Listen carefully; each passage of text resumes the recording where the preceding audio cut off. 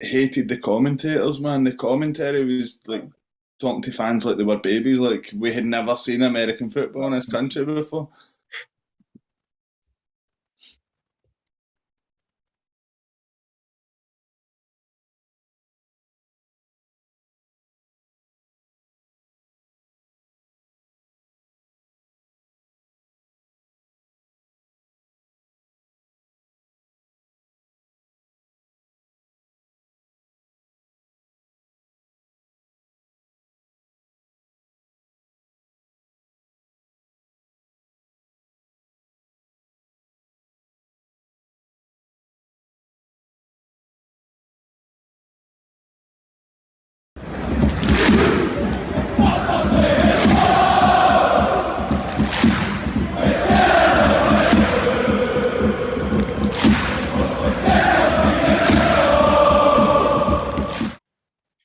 Hello, everyone, and welcome along to your Sunday night edition of the TII podcast. My name is Craig Dennett, and I'm your host this evening.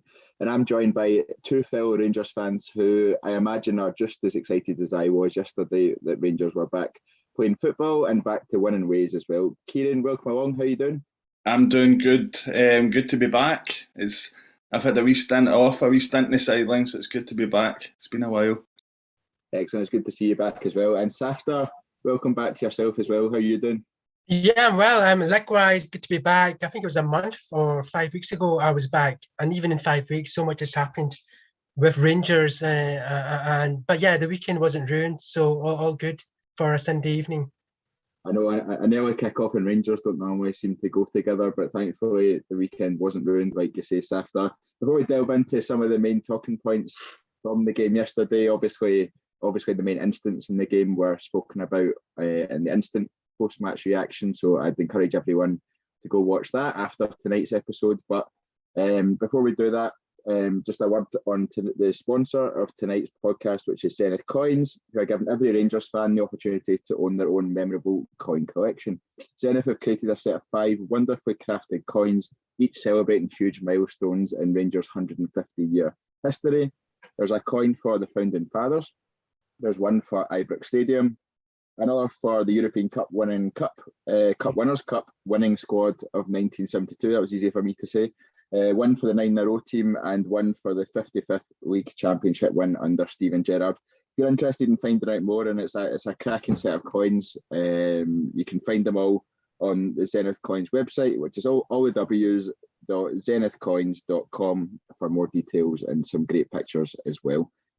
Okay, it was a great return from the international break. The international break felt like it went on forever, and that's me saying that even as someone who likes watching Scotland play. It did feel like it went on forever, and with an away trip to Tynecastle looming over on the horizon, I was a wee bit nervous heading into Saturday, but it turns out absolutely nothing to worry about. A great 4-0 win for Rangers. I think I was nervous more because of how we performed against Dundee United than anything else. Kieran, coming to you first.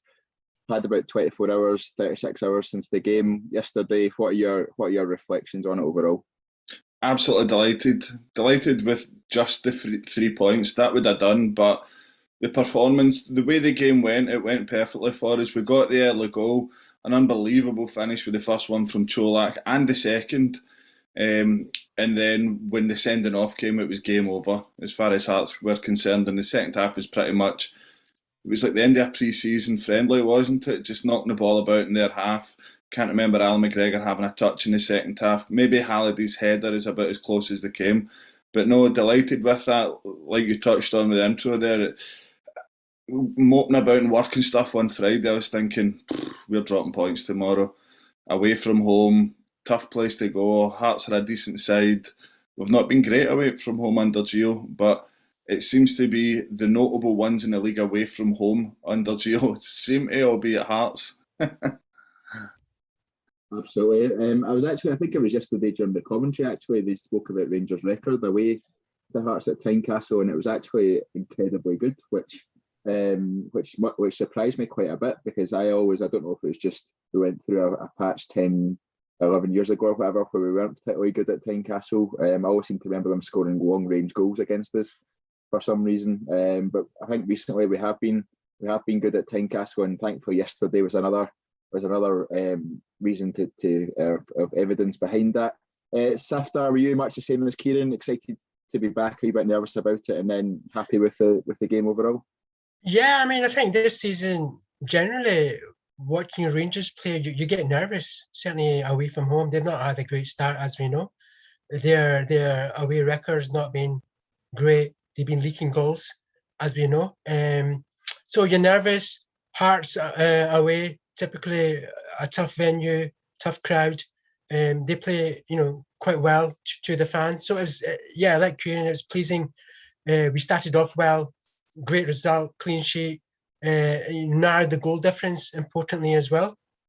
So all helped. I didn't think it was the best performance I've ever seen Rangers in the last 12 months or even last few months, but it was decent enough to get the result. I think Hearts were below par as well. I don't think they played that well. So overall, box ticked, we move on.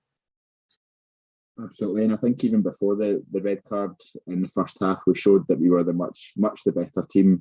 And one man that was very much the reason for that was Antonio Colak. Just touching on a comment actually before we move on to Colak, Teddy Bear comes in and says, great performances all over the park yesterday. Our attitude was spot on. I guess that is emblematic of Antonio Colak since he's come into Rangers. His attitude has been spot on, Kieran, and it showed again how important and how vital he is to the team at the moment, didn't he? Oh, 100%. He's been an excellent signing. When he first came in, I can remember thinking, where was this guy that ripped us apart at Ibrox for Malmo? And then he's started. I don't think it's more that he's settled in. I think it's more that the players around him have adjusted to him. Now, you see the first goal yesterday. Kent gets the ball maybe sort of deep from where you would expect him to cross the ball. But because of where Colak's gave him the ball, he's on the run. And Kent's whipped it first time. Now, 9 times out of 10 there, Kent's taking the man on and he's hitting the byline or trying to cut back like his goal yesterday. But you can see that the players are adjusting of how to play with Colak. And it's been a long, long time, maybe since, I'll say, Chris Boyd. We've had a penalty box goal scorer that when that ball's at his feet in the box, you believe he's going to score every time he gets it.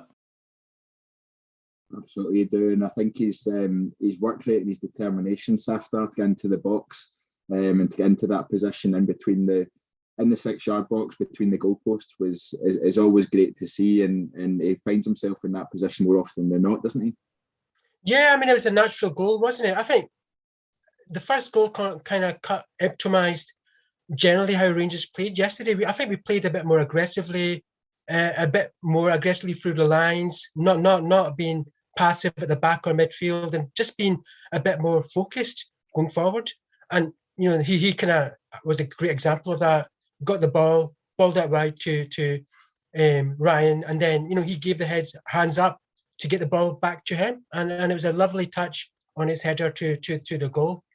Beautiful, well placed goal. 6 minutes in, great start to the match. I think Kent's cross was great as well. To pinpoint. So overall, great kind of work goal to start the game off really well. Yeah, absolutely, and we'll come on to Ryan Kent in a bit more detail later on. We'll kind of structure this episode around some of the key players from yesterday's game and so what perhaps yesterday's game means for them going forward, or what yesterday's game means for their position in the team. Just sticking with Colak, Kieran, 63 minutes played yesterday, 31 touches overall, only 4 of those in the opposition box. 2 shots and 2 goals. It definitely was an impressive performance. I think it pretty much cemented, or further cemented perhaps, his position as our number 1 striker for league games at least anyway, didn't it? Yeah, he's lethal. In and around the box, he's lethal. And I think when you look at modern football nowadays, I think of back when I was younger, all you used to see was number 9s, especially like the Premiership guys like Alan Shearer, Dwight York, Andy Cole, Solskjaer, Sheringham, all these number 9s. You look around football nowadays and there's really no such thing as a number 9. It's all these guys that drop into the pocket, whereas you've got Colak, who'll stay glued to the centre-back, really try and force them back. His movement is great. maybe I'm still a wee bit outward with this, but I'd love to just see him and Morelos up front because they're completely different in the way they play. Whereas Morelos will drag players all over the place. Colak will occupy the centre backs in the box, and I just love the way he plays. And I'm astounded that a club that tries to take the fans for every penny that they can, that we've not brought a calendar out for this guy. There's a lot of man love for him and from the female fans, so hopefully that's on the Christmas list at Rangers. I was going to say, Christmas is 3 months away. I'm sure there's plenty of time yet. For 1st of November, that email will be dropping into your inbox, and every day onwards from then. So, Saying that, I'm surprised they've not released it already. that's fair enough. They're probably just waiting for him to play 12 games so they get 12 celebration pictures. So that's probably it. Sifter, Kieran touched on a point there about Alfredo Morelos. I think many people at the start of the season would have expected him to remain as the number one striker, even when he came back from his injury. They would have assumed he was an automatic pick at that point. That hasn't turned out to be the case because of Antonio Colak's performances and because of his goal scoring. Would you like to see them both tried in the same team? I'm always a bit nervous about it. I think both like to be the focal point of the attack, but in very different ways. I think there's been some suggestions potentially Morelos coming off the right-hand side. I think potentially Kamar Roof is better suited to that kind of role. Would you like to see them played together? It gives me a bit of trying to fit Tavernier and Patterson into the same team kind of vibes.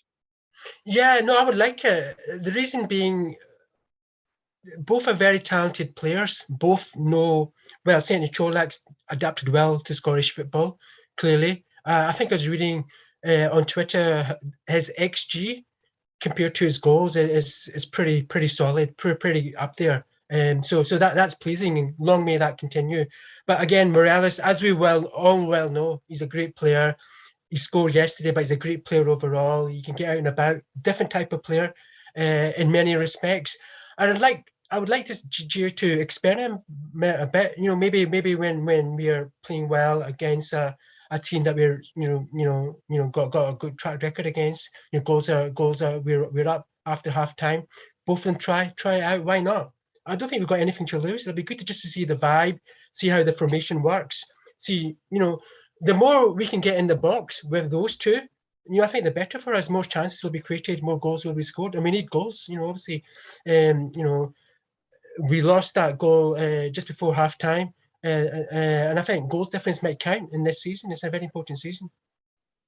Yeah, absolutely is, and goal difference was a major factor towards the end of last season as well, when we were 4 points behind, but effectively it was like 5 because of the gap in goal difference. So I'm always, don't know about you guys, but I'm always keeping an eye on that goal difference, and the fact that we're currently sitting 10 goals behind does make me a wee bit nervous at this moment in time, although there are 30 games or 30 plus games to go, so I'm not quite at panic stations about that yet. David comes into the comments and says, I would play Alfie in the Champions League, and Colak would be great for league games. I think that's pretty much where I'm at, Kieran. I would probably expect Morelos to come into the starting lineup on Tuesday night against Liverpool. He did well against Napoli until he went down to 10 men, obviously, and then it became a bit of a slog. But he, like you say, he keeps the whole defence occupied, but with his movement and his strength and his skill and everything. So I think I would expect Morelos to come in the Champions League games. Would you?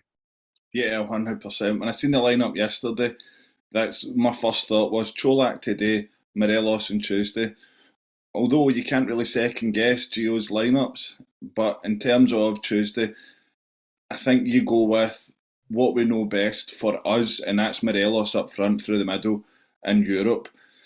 Now, if we're to stand a chance, which is going to be tough, but let's be honest, watching Liverpool yesterday, I caught the full game.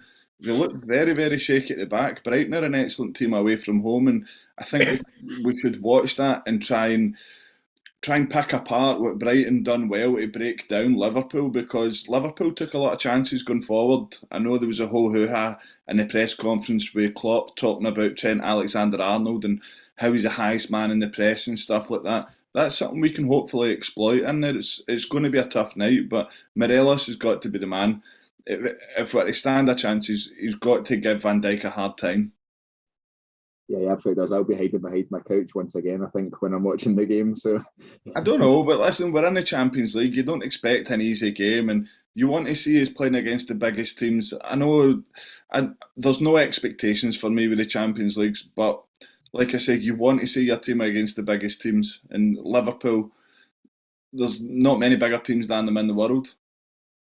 yeah, absolutely. And we've seen how scintillating they can be on the park and with their possession and quick movement. And fair enough, we've not seen it yet this season, but there's always a time that they seem to click.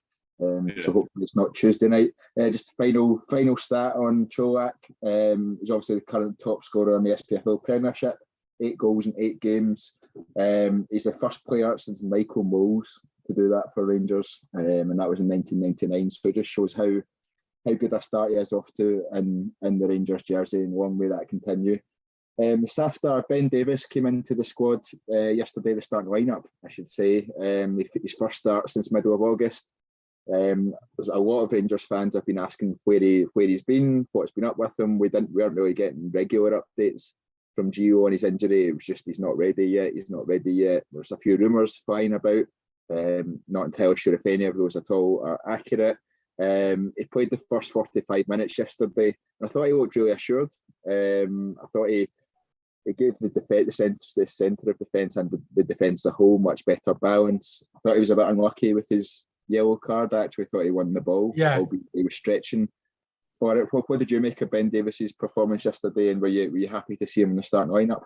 Yeah, I mean, firstly, Craig, it's a bit weird how the management team at Rangers are a bit really vague on injuries and not really giving clarity that you would expect historically. I mean, they're giving kind of vague answers about Kemar. I don't know where he is. I thought he was a great player last season, amongst others. So that's a bit odd, and hopefully they address that and just give a bit of visibility on what's going on.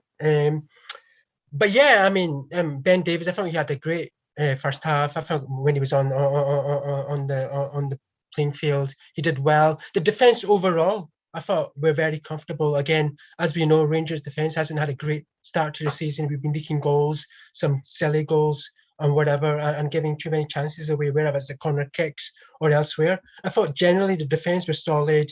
He played his part around that. I think Connor had a great game as well. Again, solid, marshalled the back four well, and overall, no nervous moments at all, really, over the 90. So that's pleasing. Clean sheet clearly was a positive, and hopefully that starts of things to come.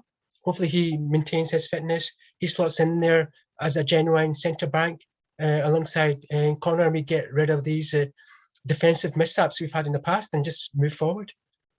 Yeah, absolutely. I'd have to agree with that, Kieran. I think we were much more solid as a defence yesterday, and I think you just saw the difference that A, a natural central defender makes in beside Connor Goldson, but B, a defender that is comfortable with the ball at his feet, can gets into the right positions. The number of crosses that he stopped at the front post and didn't let his flash across the goal was I lost count of those.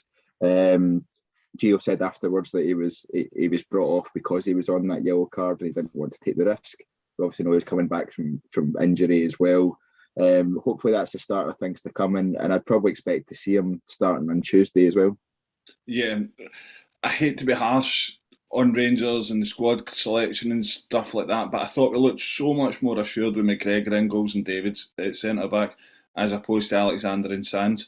Don't get me wrong, I still think Sands will come good. I'm still not sold on him at centre back.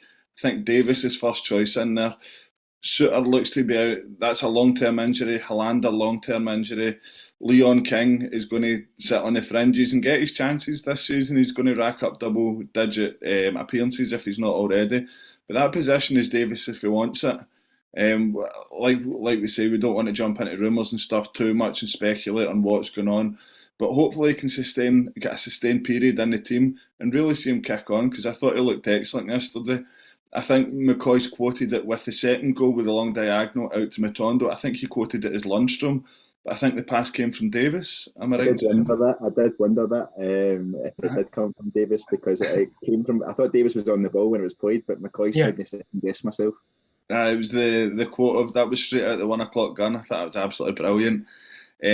But no, I really like the look at Davies. You can see why I know he didn't make an appearance for Liverpool, but you've got to be of a certain level to at least be a backup in that team. I mean, Yeah. you look at the guys at Liverpool sells.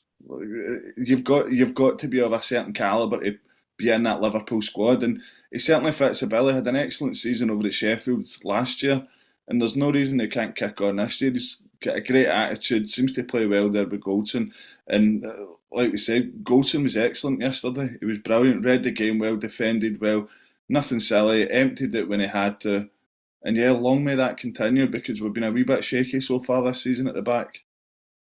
Yeah, you brought up the goalkeeping situation there as well. I didn't realise Neil Alexander was back in as our number 2, but I think John McLaughlin might be a bit harshly done by that.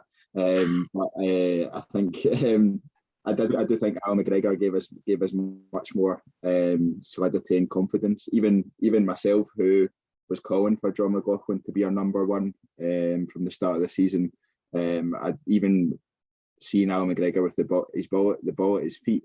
I wasn't as nervous as I was last season with it. I don't know if that's just seen how John McLaughlin's been so far this season. But is it worry, is it not, Craig, that we are relying on a 40-year-old to give us calmness in goals? I think, again, we might touch on it later on, but I think we made a mistake in not getting a keeper during the window, and hopefully that'll be addressed come Jan. But that's a big issue. I think that's a big issue, and that could cost us points going forward. I absolutely agree with that. I think it is a huge issue. I think it's a bigger issue than potentially we thought it would be. I think a lot of us were thinking along the same lines as what Gio's thought, and said, well, John McLaughlin's been solid in the cup games when he's come in. He's not put a foot wrong kind of thing.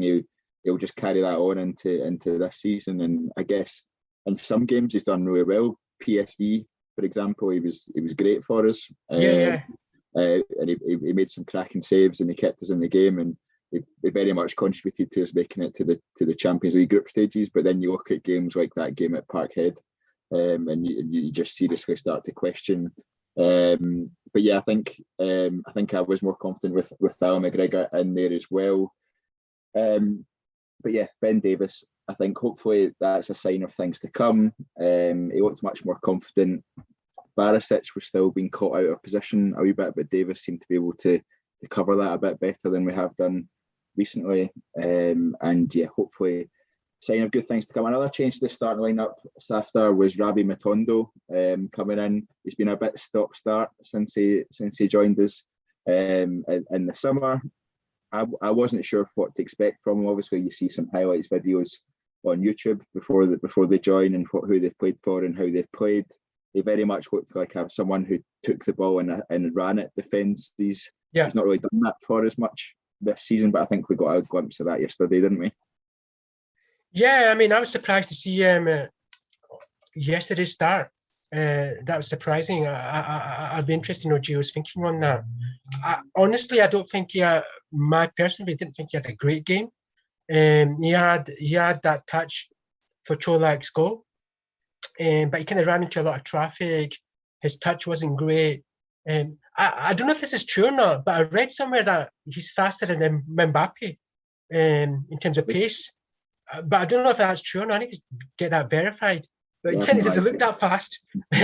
Anyway, and so yeah, for me, the jury's out on him in terms of contribution to the team overall. I don't think he was outstanding. He certainly did his best, but he didn't really add much value to what I saw anyway. Yeah, Kieran, I kind of disagree with Safdar a wee bit there. I thought Rabbi Matondo actually played quite well yesterday. I think Gio's, anyway, from my perspective, I thought Gio picked him because Hearts come out a bit more than a lot of teams do, which would then give him a bit more space, especially on the counter attack, to have a go and to attack. I think he struggled in other games, especially at Ibrox, when teams have sat in just two banks of four. I think he struggled to find the space. What was your thoughts on Matondo's performance, and was that more like what you expected from him when you joined in the summer? I thought he was quite hot and cold throughout the game. the part he played in Colak's second goal, he's done very well, and that's what we expect of him. But as a fan base, we can be very quick to judge players, and I think in terms of Matondo, we need to be very patient with him. He's going to frustrate the life out of some weeks, and then produce. Was it the St Mirren at Ibrox? Am I right in saying that? It was Johnston. St Johnston. He was brilliant. He had an excellent game. So he's going to be like that. He's young. He's a winger. He's going to try things that other people might not try. I thought yesterday's performance, yes, he done okay for Colak's second goal, but there was a moment we could have put the game to bed where he's been put through in goal. Horrible first touch, and then Craig Gordon's came out, and it was just the most feeble attempt. He's not really made any conviction behind it or try and pull it in and feed the striker coming in. It really annoyed me. But Gio got it spot on with playing him because it stretched their back four. It made them actually mark him, and I know we touched earlier on if Morelos could play off the right or Roof can play off the right. I don't think that's the case because of the way Gio plays. His wingers are wingers and they stay as wide as the pitch, and it's very much a Dutch style that we've seen under Advocat back in the day, where it's heels on the touchline as far as his wingers and his fullbacks are concerned. So unlike when it was under Beale, where he liked his wingers to come into the 10 and get involved, and that's more where you would see like your likes of Alfie and Roof. So in terms of Matondo, when games that he wants to stretch back fours and midfields, then yeah, that's the idea. But I still very much think that right wing slot's up for grabs. Yeah, I wouldn't disagree that it's up for grabs, but I did think Matondo showed more of what he can do yesterday. Safdar, I think it's easy to forget how young he is. I think he's 21, 22, and I think absolutely. I'm not dismissing it at all. It's just that I think we need to really get our act together and start winning and winning consistently. And every player needs to be on the ball. I'm sure we'll touch on a few more that maybe didn't have a great game yesterday, but we need to really, really focus. And I agree with Kieran. He had a kind of stop-start. There was a couple of his touches let him down. Hopefully he'll improve in that. He's, again, just getting used to Scottish football, the pace, the physicality of it all as well. And his position, naturally, he will get a lot of physical attention.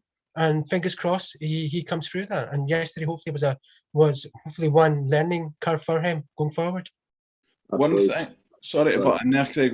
One thing which I'm quite surprised on before he came, and you look at a lot of the statistical stuff that's put on Twitter and online about him, and one thing that stood out to me, and it was glaring, was how many shots he had from outside the box. And I've not seen that at all. Like zero, nothing. Like, where is that? Why have we not unlocked that? Because that was something that jumped out from his stats for me. Yeah, I mean, Rangers, we seem to be quite good at stopping people from shooting. When they come to us, they normally come to us having scored about 20 long-range worldies, and then they don't shoot from outside the box ever again. So they were quite good at beating out of people, I think. But I think, to be honest, from my opinion, he's a young winger. Wingers are inconsistent at best anyway. Throughout their full careers, I'd struggle to pick out a winger who did put in season after season of consistent performances, to be honest, especially in Rangers past. But I think given time and putting him in for the right games, I think that's going to be a thing. He's not going to be a week in, week out starter. He's going to be part of the rotation and putting him in for the right games. Like I think yesterday was the kind of game that I would expect to see him in. And when you've got someone, Tom Lawrence is due to come back very soon, I believe, and when you've got someone like him in the number 10, it'll make such a difference, I think, as well going forward. But he did well for Colak's second goal, and I think that's something that he can really build on. One man that was mentioned earlier when we were talking about Colak and his first goal was Ryan Kent. A couple of weeks ago, I was on the podcast and I was saying, what do we do with Ryan Kent? Because he's not providing numbers. He looks like he's lacking confidence. He's getting the ball, he's facing up his man, he's instantly turning back. Yesterday we saw a wee bit better. I think I'm not going to go out and say it was an impressive performance from Kent, but he got his goal. He got the assist as well for Colak's first goal. Kieran, what did you make of Ryan Kent's performance yesterday? Because I was actually quite frustrated for most of the game with him, like I have been for most of the season. Yeah, I was getting frustrated with him too. I make no bones about it. He's my favourite player at Rangers. He's the type that you pay money to watch. The trickery, going past players, what we know he can do. put it that way. He's not really done it this season whatsoever. He's cut a frustrated figure as well. His body language. There was a couple in the second half before he got his goal. It was very much the same situation as his goal, and he's not found the net. Put it that way. It was a lot of block shots, and he's just took that wee extra touch too much on the ball. And it's good to see him get the goal, but in terms of the cross for Colak's goal, I don't think he's got enough credit for that. The amount of men it beats to land right on Colak's head, he's meant that, 'cause it's Colak that's gave him the ball and it's Colak that's made the run. I think the balls went over the head of 4 or 5 players, so it's an outstanding cross. But in terms of his overall game, hopefully this is now a turning point for him and he can kick on. We just don't know what went on with him. Is it that he doesn't like the style of play that Gio plays? Is it that he's just low in confidence? I really don't know. But yeah, yesterday, slightly frustrating, but delighted he got his goal. Absolutely delighted. I think Ryan Kent's best season for us was the season we won 55. I think that was his best performances. I think it resulted in his best return as well in terms of goals and assists. What do you think's happened to him since then? Do you think it's been changes in style that have impacted him, a style of overall play for the team that have impacted him, or do you think it's just a confidence thing, or what do you think is the reason behind that? I think it's just a phase. I mean, like all of these footballers go through from time to time. He's not been hitting his numbers. He's not been scoring goals. Obviously, footballers rely on goals, confidence, everything. And he's been trying that move when he scored many, many times, and it's been going above the bar or whatever. And he's just been lacking confidence, I think. He's just been lacking confidence, and, balls been running out or whatever. And fingers crossed, again, positive sign. Yesterday's goal, the assist for Colak's first goal will help. I think he's a new haircut. I think I saw yesterday he had a new haircut. Maybe that's going to help. I cling on to all these weird facts. Maybe it's a new haircut. We'll do it now. He can kind of kick on for the rest of this month and this kind of second half of this first half of the season. Coming into winter, he's grown it back. It's redemption season. I wish I could do the same. No comment, Kieran. Kieran, just Ryan Kent's obviously in the final year of his contract as well. His contract's up this summer. I was of the opinion a couple of weeks ago. I think I'd reached a point where I'd had enough of him having blocked shots. But I was at the point where I was like, actually, would I offer Ryan Kent a new contract at this moment in time? Probably not. What's your opinion on that, and what do you think he needs to do throughout this season to kind of earn that new contract with us? I think he needs to put his stamp on things in Europe again, because that seems to be where he plays at his best. But the flip side of that is, at the moment, I really couldn't care what we do in Europe. I really couldn't care what we do in the Champions League. The bread and butter is that we go out and win the league and we qualify for the Champions League next year and put the club in a stable footing with that influx of money again. In terms of Kent, it's very much reminiscent of the Goalson situation we were in this time last year, where we weren't sure. And through listening to other podcasts and stuff like that around football, it seems apparent that agents are encouraging players to run down their contract now because of what you've seen. Like when we signed Lundstrom, he seemed to get a lot more money because we signed him without paying a fee. So I think players are clever with that. Their agents are encouraging them to run it down. In terms of Morelos and Kent, I think that's what's happening at the moment, what we're seeing, because we are pretty reliant on these guys. Maybe not so much in the case of Morelos because of how well Colak's doing. But in terms of Kent, we've not really got a replacement there at the moment. I know there's a lot of young guys at the club that could look to break through, but we've not even got a replacement for the right wing slot at the moment. There's nobody holding that down. So in terms of Kent, I think they're playing the game a wee bit here. I think he'll stay on. If he has a poor season, then there can't be much interest in terms of going higher than Rangers. But when you invest £7 million in a player, you want to get as much out of him as you can. And don't get me wrong, we've had a lot of good times with Ryan Kent. But he has to produce this season. We've got to turn the screw and kick on now in terms of the league. Yeah, Safta, would you agree we need more from Ryan Kent if he's to sign a new contract with us? Yeah, I mean, I completely agree with Kieran. I mean, firstly, we need more from Ryan Kent if we want to win the league. Okay, Ryan Kent on fire will win us the league along with others. Again, it's fashionable for players to run down the contracts. It makes a lot of sense for them. They get a lot of money for doing that. Life-changing money. Never mind what they currently get. So I'll be surprised if Ryan or even Morelos don't run the contracts down and go elsewhere. As we know, then it makes them really attractive for the buying club to buy these players as well. From a purchasing perspective, he needs to improve his form. Ryan Kent of the last 2 months maybe doesn't deserve a fresh contract at whatever price wage point he's at. So he needs to really improve, get more of his numbers up, get more goals. As you said, in that 55, he was scoring goals for fun. He was getting assists. Everybody was scared of him. He was totally on fire. I'm not saying he needs to get back to that because maybe people have read him more so since then. But notwithstanding that, £7 million for him relative to what Rangers spent was a big price to pay for him. Again, there was talk about Leeds and others coming in for him previously. So I don't know if that's gone away. That's gone to his head or whatever. But if that's the standard, he needs to really fire up again. And for us, as we all know, he's been a wasted player or certainly lacking quite a bit in the last few months. I remember the 55 season, sorry, but and again, when we're talking about his best form, it was under that style of play with Beale when he liked us to come into the tens. I know it's the second time I've mentioned it, but his best play and a lot of the best link-up and his best numbers came from sort of playing more inside rather than that winger and bringing guys like Borna and Tav into the games out wide.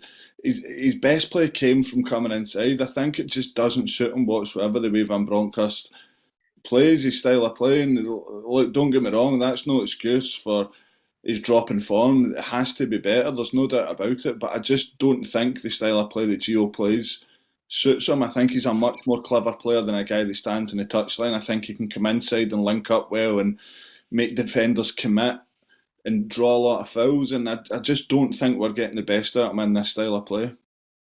Yeah, I think, to be honest, I was looking at it. I think obviously the season before 55, he was on loan to us from Liverpool. We bought him on that before the start of that 55 season, and he, like Safdar says, he was absolutely on fire. Teams didn't know how to play against him. And then actually, I think teams from that point onward started to double up on him. They started to almost mark him out the game and force us to go elsewhere. And that's potentially why James Tavernier got so much success last year, because teams were focusing on Ryan Kent on the left-hand side, and it gave more space down that right-hand side, or down our own right-hand side, for Tavernier to make those runs and to make those back post efforts for when Borna Barisic is crossing from deeper. And it potentially is benefiting us in other ways, but we do want to see Ryan Kent coming to the fore again, and because if he starts to contribute goals and he starts to contribute assists, we know Rangers are going to be on a completely different level and really making that competition for the league title a close run one this season, if not helping us to charge ahead. So fingers crossed Ryan Kent finds that form and continues what he did yesterday in terms of numbers, and we see much more of that, especially over the next 6 weeks and we'll come on to it. I think we've got a run of games that we can really in the league put a real stamp on it and show that we're up for the fight. Kieran, just wanted to touch on Robbie Neilson's comments on the red card after the game. I think everyone that saw the red card has said it's a red card. I don't think anyone I know has said any different. But Robbie Neilson said I think it was to Go Radio after the game, he said he's not come off the ground, but he's given the ref an opportunity. When you're playing the Old Firm, you can't give the ref an opportunity. Now, I never saw it as it's a 50-50 call, and because it's Rangers or because it's Celtic or whatever, that the referee's given it because that's who it's against. I never saw it as that. It was a disgraceful tackle to be in all honesty, and it was very much deserving of the red card. And you saw from the reaction of the Rangers bench as well, they never react like that. but you saw how bad it was from their reaction, and I think it was the red card was wholly justified. It was right under the nose of Neilson as well. He doesn't even need a replay, but I think when even the lunatics on Twitter aren't drumming up conspiracies against the referee and every replay from every angle to why it shouldn't have been a red, I think it's a red card when that's the case. Even the most reddest of reds, the lunatics are out in force. But I think in Robbie Neilson's case there, he's playing it smart. I think what he's trying to do is divert the attention away from how poor his side actually were and how poorly managed it was. I think his team selection was a bit shocking. They didn't turn up, so I think all he's trying to do there is make headlines to take the attention away from how poor Hearts actually were on the day, and the fact to get cuffed 4-0 at home is a lot. So he's well wide of the mark there. He knows exactly what he's doing. Yeah, Saftar, I watched back his comments to Sky Sports, and they were very different to his comments to Really? He accepted on Sky Sports that it probably was a red card, and that. I mean that's just Scottish football, isn't it? Kieran, as Kieran said, he's playing to his fan base, isn't he, or the gallery. He saw it in front of him. I'm sure he saw the replay afterwards before he commented further. The guy came in at speed. The boy came in at speed, not looking to win the ball, rushed to the head, blood to the head, and stamped on his foot. What more can you say? It was a straight red. It was beautiful karma. I don't know if you remember when he took Matondo out before that. Matondo was on the deck. I think it was one to the ground, and he's bounced the ball off him on the deck. And then the Davies booking, I caught him at the corner of the screen celebrating when Davies got booked as well. And I thought, he's at it every single game. Don't get me wrong, he does a job in there, but he's almost like the replacement for Ian Black, isn't he? But beautiful karma to see him get the red card. Deserved it. 100% deserves for me. I didn't notice those wee celebrations for the bookings and stuff. I did see the ball getting bounced off Matondo when he was on the deck, but I missed the wee celebration. So, like you say, beautiful karma. Saftar, were you surprised at Hearts yesterday in their performance? They didn't really offer any kind of cutting edge. I thought the boy down the right-hand side for them, Humphreys, I think it was their most effective player and their most dangerous player. But outside of that, I didn't really think they offered much of a threat. Yeah, I mean, Hearts normally are up for it at home. The fans are up for it. They're meant to be a decent side. They got to the Scottish Cup final, last season.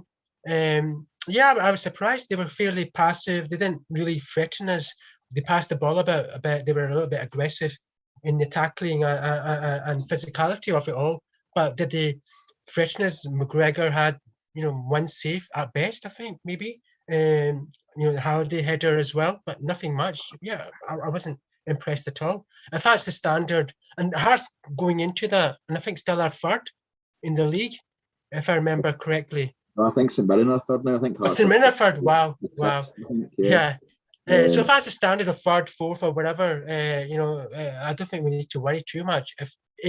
Again, it's about Rangers just making sure we're consistent in our performance and don't lose that kind of mentality and just match them on physicality, match them on dedication, and then hopefully skill will come through.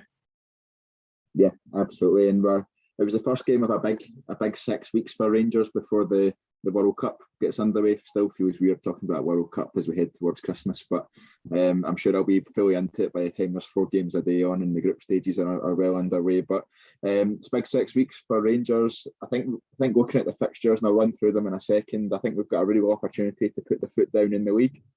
I think, like I said, I'll probably be ducking for cover in the Champions League games, but I don't really have any expectations for those. It's just really putting up a good show of ourselves really in those games and trying to match ourselves up at that level with teams at that level. But I don't really have any expectations of winning many of those games, if any at all. But looking at the fixtures, 8 league games, 4 Champions League games, and 1 League Cup quarter final. So with Hearts away on Saturday, Liverpool away coming up on Tuesday, then St Mirren home, Liverpool home, Wirral away, Dundee at home in the League Cup quarter final, then Livingston at home in the league, Napoli away in the Champions League, Aberdeen at home in the league, Ajax at home in the Champions League, St Johnstone away, Hearts at home, St Mirren away, and that St Mirren away is on the 12th of November, so not long at all somewhere between 5 and 6 weeks left until that final game. Kieran, it's going to be a hard run of games, pretty much playing every 3 days, but it does feel like the fixtures are quite kind to us in terms of potentially going on a run, doesn't it? It's hard to disagree there, yeah. If there's anybody that's suited and experienced in these sort of weekend, midweek games and the routine that comes in, then we've got the squad. We've been doing it the past 4 or 5 years since Gerrard took over and we got ourselves back into Europe. So we're well equipped for it. There's nothing to say that we can't kick on and, like you say, put the foot down. It's also a very good opportunity to see some of the youth players get a chance. We've seen Charlie McCann and Leon King come in against Dundee United at Ibrox. I know Lowry's back very, very soon. It would be good to see him get his chance, given the fact that right wing slot that I keep going on about is up for grabs. There's no doubt about it. We need to be using the squad well. Let's be honest, we've not signed well this year, so we should be looking to the youth to give them a chance. These games, when you look at these games on paper, we should be winning every single one of them. And that's the expectations at Rangers. No disrespect to the teams that we're playing against. There's a lot of home games in there. 2 that stand out, away from home to St Mirren, away from home to Motherwell. 2 tough places to go. But these are the games that win your leagues. You've got to go and get the 3 points there. None of this drawing or scraping out a draw. We've got to go there and take 3 points. So get the foot down, take it one game at a time. I feel like I'm in the Rangers dressing room here, giving them the talk. But it's the oldest cliche in football, is concentrating one game at a time and the league will take care of itself. And I think that's what this squad really need to do, build up some momentum. Yeah, Safta, we're only 2 points behind Celtic at the moment, and I think even after the Dundee United game just before the international break, we were assuming Celtic were going to beat St Mirren away from home and still have that 5 point gap. To have the 2 point gap and then the run of games we're looking at just now, we're not saying they're not going to be difficult, but really if we manage to take maximum points from these 8 week games, we'll be in a very good position, won't we? Yeah, I mean, I agree with Kieran. We need to win every single game. Certainly domestically, we need to win them all. It's going to set us back if we don't. Remembering, there's quite a big break for the World Cup. So it's almost like this is a league season in a season. So we need to be a minimum 2 points behind, if not above them, by the time we get to that. And for that to happen, we need to win every single game. And as we say, you've just listed off the fixture. There's no reason why we can't sit in the home games and the away games. They're tough venues, but we should be winning them.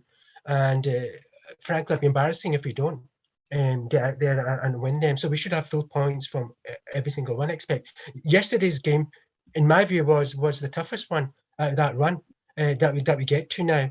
And so knowing Rangers will end up doing something crazy for one of the smaller teams, so-called. But yeah, we need to win them, get to the World Cup break. Then, as we know, we have the new season. So the season starting again with VAR and all of that. So yeah, let's really kick on, progress well, and then we can just have a bit more confidence, and because we've not really done much in terms of league proper wins for the last kind of 2 months or so. Really, in terms of confidence building. So let's do that now. Yeah, Kieran, it felt before the international break there was a hell of a lot of negativity around Rangers fans, whether that was just social media and everyone getting on top of each other kind of thing, or whether that was a wider feeling amongst the fan base. I'm not entirely sure about that. Part of me thinks it might have just been more of a social media feeling, and there was just a wee bit of negativity throughout the wider fan base. But looking at it now, 2 points behind, heading into the rest of the season, seeing guys like Morelos coming back, Ben Davies is back, Kamar Roof looks as though he's going to be back in the next few weeks or so. How are you feeling about our league challenge overall as we head into what's going to be a crucial period of games? Yeah, I'm optimistic, very optimistic. Like you say, guys coming back there, it's at a good time where we're going to need to use a full squad. In terms of form and confidence, we do really need to get going now. Off the back before that Dundee United game, what was it? We lost 3 games in a bounce. And I think we call that a crisis at Rangers. that can't happen. In terms of the Champions League, I think we need to veto expectations a wee bit and rein in the sort of knee-jerk reactions after it, because that is what it is. We're not going to win it. We've done what we needed to do to get into it, and we've got the money now. Now, don't get me wrong, I was as disappointed as anybody that we didn't spend the money that we'd brought in and the money that we're charged as fans to pay for the tickets. But we are where we are, and we need to get on with the squad that we've got, and we've got to win the league. That is main priority, number one at the moment. But run of games, get that one against Dundee as well. A quarter-final takes you into a semi-final. Before you know it, you're starting to build a decent season. I know last season we didn't come alive, especially in Europe, until the second half of the season after Christmas. Very much reminiscent of last season. But yeah, hopefully we can kick on. We've yet to start. I'm very much in a love-hate relationship with Giovanni at the moment. Some weeks I love him, some weeks it's just what is going on, especially away from home domestically. But I'm picking my battles wrong here, considering that we did do pretty well yesterday. Yeah, no, that was a nice little segue into our final topic, when we're going to talk about the sort of financial side of things with SAFTA, especially after the couple of interviews that went out during the international break with John Bennett and Stuart Robertson. It was almost like we planned it, Kieran, but sadly we're not that prepared. SAFTA, I know, I just want to get your thoughts on some of the statements the board made during that time, particularly around the financial income over last year. I think there's a lot being made amongst Rangers fans, particularly towards the end of the transfer window, about how much money we made from transfers, how much money we made from the Europa League run, and how much money we've made from qualifying for the Champions League. I think, I'm not sure if you got a chance to watch it, Tommy's interview with Kieran Maguire from the Price of Football podcast shone a big light on a lot of how that works, which was a lot different to how I thought it worked. I guess I take a lot of my transfer knowledge from Championship Manager and Football Manager and that side of things, which isn't always the most accurate way to do it. I'd be interested to hear your thoughts on what you heard from John Bennett and then Stuart Robertson. I think it was Stuart Robertson himself that came out and clarified with the Rangers review as to how much money we actually made from qualifying for the Champions League, and it was nowhere near the £40 million figure that was sort of bandied about in the press. So I'd be interested to hear your thoughts on that. Yeah, I mean, I kind of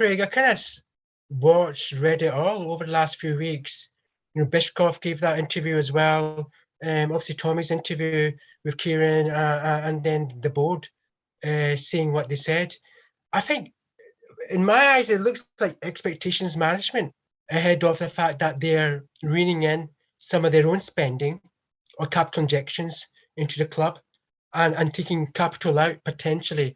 So we've got the Rangers annual report due pretty soon. So that'll tell us a lot. So it's mainly I suspect it's probably expectations management around that. And also I thought it was a little bit odd because Stuart Robertson said, oh, people expecting 40 million. I think I didn't see much of that 40 million, to be honest with you. The number I saw a lot during Twitter and elsewhere was 30 million, and that number still stacks up, i.e. 20 million roughly from TV revenue, coefficients, ranking, whatever, okay, roughly speaking, and then 10 million on gate receipts plus add-ons plus sponsorship or whatever through that. 20 plus 10 equals 30 was the number I saw, and I think that's probably a credible number. And that number matches what we got in the Europa League run, and that number matches what Stuart Robertson himself said when we got to the Europa League final and said, look, we made as much in that than we would have if we had qualified for the Champions League group. So I thought that a bit odd in some respects. And also it contradicted what John Bennett said, because John Bennett said to RTV that I think his phrase was he doesn't get sleepless nights now on Rangers finances. So i.e. the finances are quite sound now, which would make sense because, you know, Champions League money is solid. The Europa League money final was pretty solid. Rangers will, unless I'm mistaken, will have a record revenue year, the year just past, the end of June, and probably surpass that for this season, irrespective of how we do in the Champions League group stages. So I think this is kind of expectation management because, yeah, we're right. We didn't have a great final week of the window. We expected some players to come in. Whether Gio was told he couldn't buy, he couldn't spend, and we had to cut back because of the large squad and wage bills or whatever. I don't know. I don't think we'll ever know. But it was just a bit odd when I saw some of that and what they were saying. And to be honest, what they told me, I didn't learn anything new. It was a lot of PR, and I think we know. I think John Bennett spent a couple of minutes talking about it. I think we know Calvin Bassey's a great guy. He's a sound guy. We kind of know that. You understand? Yeah, absolutely. I think, I think there's always going to be a bit of it. There's PR, especially when it goes out into the club's own media channels and that side of things. I think the most disappointing thing for Rangers fans was that we did feel like we were short in a couple of positions, and we did feel like we should have went back into the transfer window. And I don't think we've really had an answer as to why we didn't. Safdar and Kieran, I'll come to you with this same point in a second, but I think there's been a few quotes where it said that Gio has full input into transfers and nobody's signed without Gio's sign off, and Gio came out and said he was happy with the squad he has and he thinks he's got the squad to win the league. It's a bit strange that fans do have such a polarised opinion compared to the manager and the board, isn't it? Safdar, sorry, that question. Yeah, sorry, yeah, absolutely. I mean, I think the board, Rangers had money, could have spent money in this transfer window. The final end of it, obviously, we spent during it, but certainly once we got to the Champions League and we had that guaranteed pot of money, albeit it was going to take many months to come through, but still it was there. We could have spent. Going back to the point that Tommy's interview with Kieran, Kieran talked about when you buy a player. When you sell a player, the payment is staggered over many years. The same is true when you buy a player as well. So we could easily have spent 2-3 million where I was an attacking midfielder, where I was a goalkeeper to give competition in that area, and spent 2-3 million and without blinking and moving the dial in terms of our cost space. Rangers, again, let's see what happens. We'll probably be break even this season. This year just ended, end of June, maybe our small profit, depending on how they account for some of the capital expenditure. So I just found it really a bit odd, and I think it's expectations management for the fans, but we'll so soon know enough. I mean, I'm trying to hopefully one of these guys can come on and speak to us, the fans, on a podcast, as opposed to going through our TV and talking about it in general terms. Yeah, Kieran, as a fan, I expected us to spend money in the final week of the transfer window when we knew the Champions League money was guaranteed. I completely agreed that I felt there were a few areas, particularly right wing, where we could have done with strengthening, potentially even another striker in there as well, just to deal with the quantity of games. We've heard that Gio's happy with the squad. We've heard that Gio has full input into transfers. What's your thoughts as a fan on all of that, and do you believe it all for a starter? I do not believe it for a second. I think it was very telling, Van Bronckhorst's interview after the PSV game where we qualified, and he spoke very honestly about, right, we've got money to spend now, and then we don't buy anybody, and this is after that. We don't buy anyone even after the fans have been charged more money than they're being charged across the city. Now that's not on. There's a complete disconnect between the board and the fans at the moment. I think it goes back to even the Europa League final, where there was no set up for the guys that didn't travel to Seville. What happened over in Seville for the fans as well was terrible, and the whole safe standing thing that rolls on, there's just a complete disconnect between the board and the expectations. And then even more recently with the price fix and stuff, what happens 3 days later? We release a fourth kit. I mean, come on, like the timing of that is mind-blowing. It's just common sense. And I just think these interviews, it's more or less lip service. Like we said, we've not been taught anything new that we didn't know. In terms of the money, just come out and be honest. I think the honesty will come out when we see the upcoming figures, and the AGM as well. That it's not far in the corner, if I'm right in saying, it's usually November. Indeed, first week of November normally. Yeah, so that should be very telling. But in terms of the money, very, very disappointing. And you got it bang on, Craig. We needed a striker.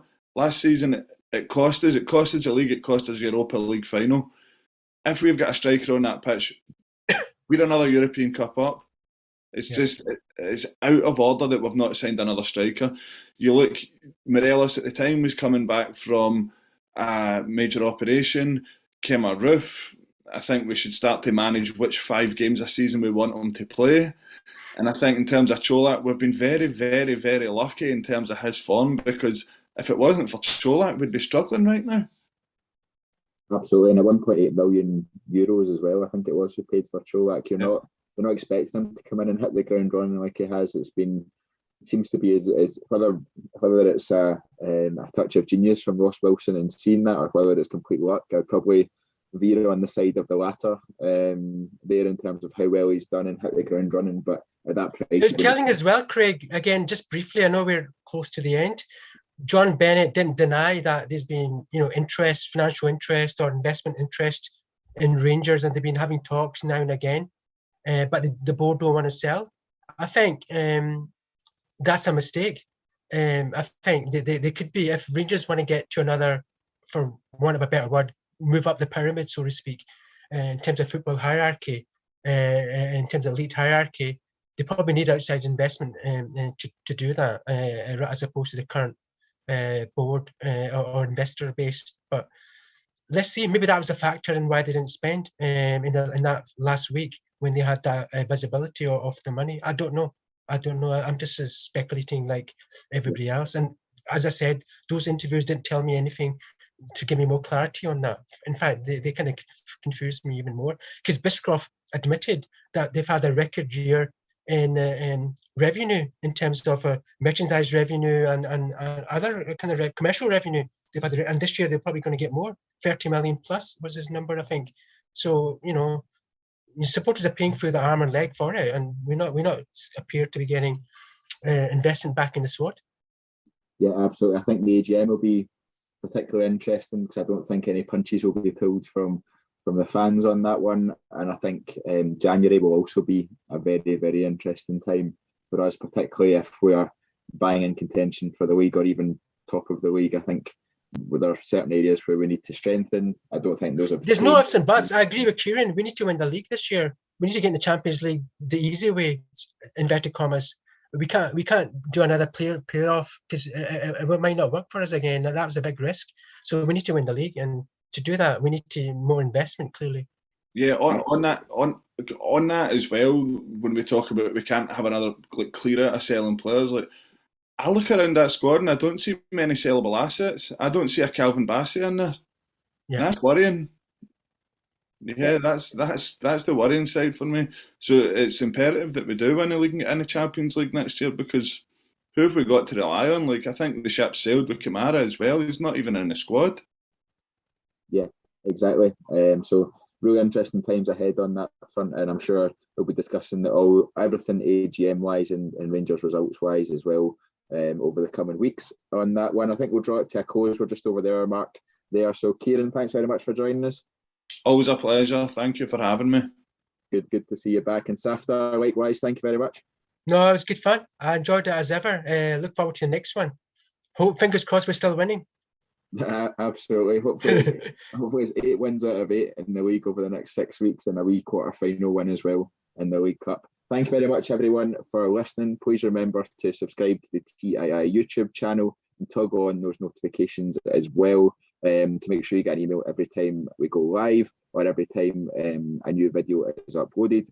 In terms of schedule for the coming week, I'll be back tomorrow night with the Monday Bulletin as we look ahead to the Liverpool game on Tuesday.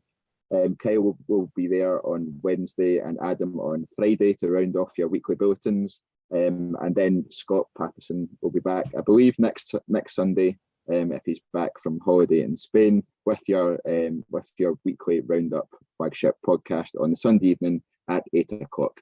Until next time, goodbye.